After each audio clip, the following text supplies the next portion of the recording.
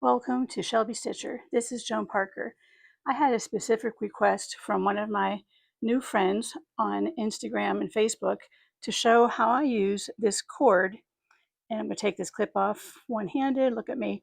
And this has toggles or cord locks on it. There's one there. There's four of them.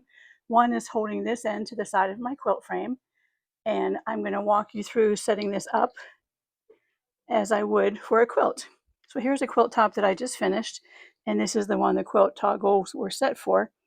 You see how that one just hovers over the edge of my quilt.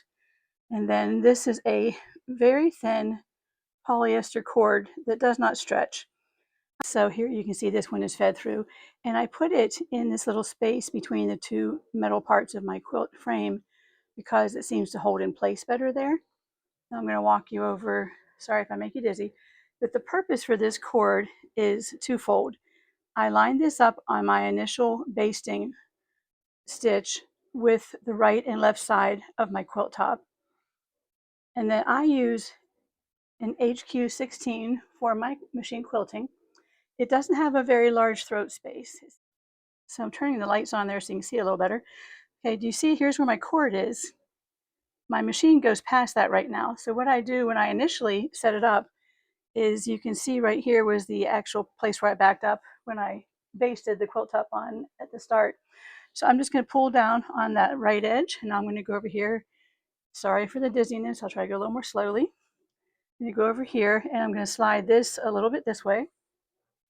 And then you can see that my quilt machine needle is right over. When I get to right here, that's the end. Sorry. So when I pull my machine forward, you can see that I hit the back of my machine against the bar right at where that cord lies. How that helps when I'm machine quilting is if I'm doing, let's pretend I'm doing loops, and I get down near where the edge of my throat space is, suddenly I have to make an igloo instead of a circle. So this visually gives me a place to remember when I'm coming down close to it, like, oh, you can't go past this. And then on this side, every time I advance my quilt, I can line my quilt top up to go right underneath that toggle. And this helps me, again, to keep my quilts, the size of my quilt going straight. And it also is a visual reminder to me when I get close to that line, I need to stop about a quarter inch above it, or I will hit the back of my machine against my rod and I will not be happy. Thank you so much for watching. Please use it up, wear it out, make it do or do without.